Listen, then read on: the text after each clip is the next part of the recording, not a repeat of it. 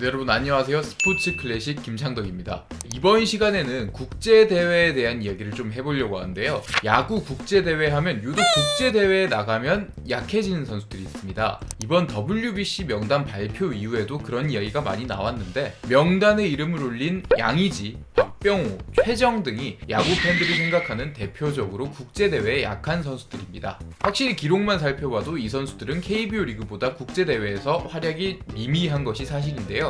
또 반대로 국제대회에 유독 강했던 선수들도 있습니다.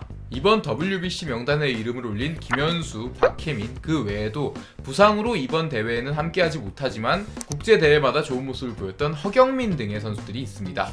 그렇다면 왜 리그 성적과 국제대회 성적이 차이가 나는 걸까요? 저희가 이 이유를 한번 분석해봤습니다.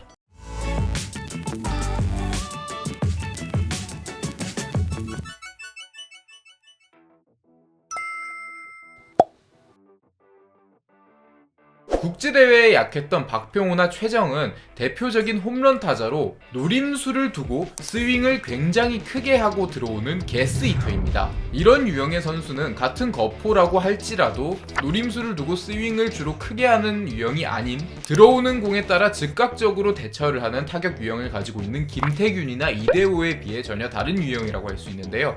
조금만 생각을 해봐도 이런 유형은 필연적으로 국제대회에 조금 약할 수 있다는 것을 알 수 있습니다. 왜냐하면 노림수를 가지려면 그만큼 상대 투수에 대한 정보가 많아야 하는데, 국제대회에 만나는 투수들은 아무리 전력 분석을 하고 데이터를 본다고 하더라도 직접 만나보고 피부로 체감한 게 아니기 때문에 리그에서 만나는 투수보다 조금 답답하게 대처를 해야 될 수 있습니다. 노림수가 통하지 않는다는 이야기죠. 그렇기 때문에 노림수보다 그냥 공이 들어온 대로 공 보고 공을 치는 단순한 타격 유형을 가지고 있는 선수들이 국제대회에 활약을 하는 경우가 많습니다.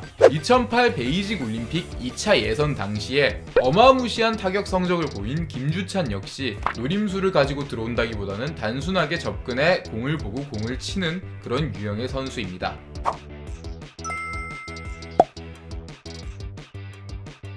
최정이나 박병호 같은 게스히터들은 필연적으로 헛스윙이 굉장히 많을 수밖에 없습니다. 노림수가 통한다면 그 노림수에 맞게 강한 타구를 날릴 수 있지만, 반대로 노림수가 어긋난다면 헛스윙이 될 수밖에 없기 때문인데요. 그렇기 때문에 헛스윙률이 굉장히 높은 것을 알 수 있습니다. 그래서 2022 시즌의 헛스윙률을 한번 살펴보겠습니다. 박병호는 27%로 리그에서 두 번째로 높은 헛스윙률을 보였고, 최정 역시 22%로 최고 6위에 올라있는 것을 알 수 있습니다. 또한 박병호에 이어 25.2%의 헛스윙률을 기록해 3위를 차지한 오재일 역시 지난 도쿄올림픽 때 처음으로 국제대회에 출전을 했지만 굉장히 부진한 모습을 보이기도 했습니다. 반대로 2022 시즌의 헛스윙률 최저 비율을 한번 보면 4.9%를 기록한 이정우가 최저 2위. 이정우는 워낙 컨택을 타고난 사기적인 유형의 선수니까 논외로 한다고 쳐도, 허경민이 6.5%로 이 부분 3위에 올라있고, 이외에도 11.5%로 18위에 올라있는 손아섭이나 12.4%로 19위에 올라있는 김현수 역시 대표적으로 국제대회에 좋은 모습을 보인 선수들입니다. 사실 그런데 한 시즌 같은 경우에는 부상의 변수도 있고 스윙 스타일의 변화, 그리고 상대적으로 표본이 작다는 문제가 있을 수 있기 때문에 범위를 최근 3시즌으로 한번 넓혀보겠습니다. 이렇게 범위를 넓혀도 헛스윙률 최고 1위는 27.1%를 기록한 박병호가 차지를 했습니다. 10위인 오재일이 21.7%, 21위인 최정이 19.8%입니다. 국제대회에서 약한 모습을 보인 타자들이 공통적으로 20% 위쪽으로 위치해 있는 것을 알 수 있었습니다. 반대로 최근 3시즌 최저 헛스윙률 기록에는 이정우가 역시나 5.2%로 3위, 허경민이 6.8%로 4위에 올라 있습니다. 그 밖에 박혜민이 9.3%로 18위, 김현수가 10%로 30위에 올라 있고, 7.9%를 기록한 김상수 역시 프리미어 12 대회에 국가대표로 발탁되어 굉장히 좋은 모습을 보이기도 했던 선수입니다.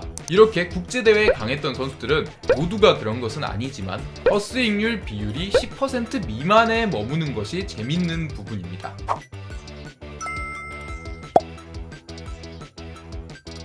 물론 이 헛스윙률 기록을 무조건적으로 맹신할 수는 없겠죠. 헛스윙 비율 자체가 장타를 많이 치는 선수들은 높게 기록될 수밖에 없고, 김지찬 같은 유형의 선수들이 배트를 짧게 잡고 컨택에 주력하기 때문에 헛스윙률은 낮게 나올 수밖에 없는 상황입니다. 그렇기 때문에 헛스윙률이 낮다고 무조건 좋은 타자, 헛스윙률이 높다고 무조건 나쁜 타자, 이렇게 맹신해서 이야기를 할 수는 없는 부분이지만, 국제대회에 유독 잘했던 타자인 이대호 선수가 말년이 포함된 스탯임에도 불구하고 최근 3시즌 동안 헛스윙률이 13.6%를 기록한 것을 알 수 있습니다. 이 선수는 거포임에도 불구하고 최정, 박병호와 전혀 다른 스타일이라고 할 수 있는데, 누가 좋다고는 할 수 없습니다. 각자의 스타일이 다르기 때문에 최정이 나쁘고 이대호가 좋다 이런 건 아니지만, 국제대회 성과와는 어느 정도 연관이 있을 수 있다는 부분을 한번 생각해보면 좋을 것 같습니다. 당신은 대체 뭐지?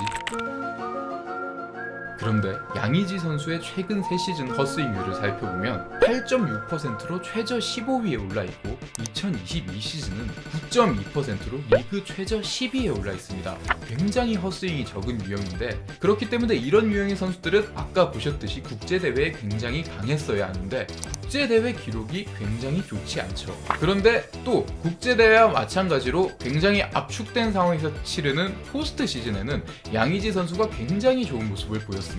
기록을 봐도 포스트 시즌의 양의지는 충분히 좋은 타자인데, 국제대회의 양의지는 굉장히 안 좋은 기록을 보여주는 것을 알 수 있는데, 이 부분은 정말 미스테리합니다. 타격에 대해서 크게 약점도 없고 부종을 가리지 않고 헛스윙이 적은 유형의 양의지인데, 국제대회에 그만큼 약했다는 것은 포스트 시즌하고 다르게 양의지가 국제대회에 부담감을 가지고 있거나, 아니면 포수로 책임감을 느끼고 투수를 리드하는 부분에 있어서 많은 에너지를 쏟고 그만큼 신경을 쓰기 때문에 타격에 대한 부분은 너무 챙길 부분이 많아 그만큼 어려움을 겪는 게 아닌가, 이렇게 예상을 해볼 수 있습니다. 아무튼 참 미스터리한 일입니다.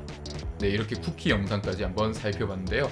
이번 시간 WBC를 앞두고 저희 스포츠 클래식이 준비한 소식은 여기까지고요. 다음 시간에는 여러분들이 원하는 컨텐츠 또 만들어서 돌아오도록 하겠습니다. 여러분들의 구독과 좋아요, 댓글, 알림 설정은 항상 큰 힘이 되고 있다는 점 말씀드리면서 저는 다음 시간에 돌아오도록 하겠습니다.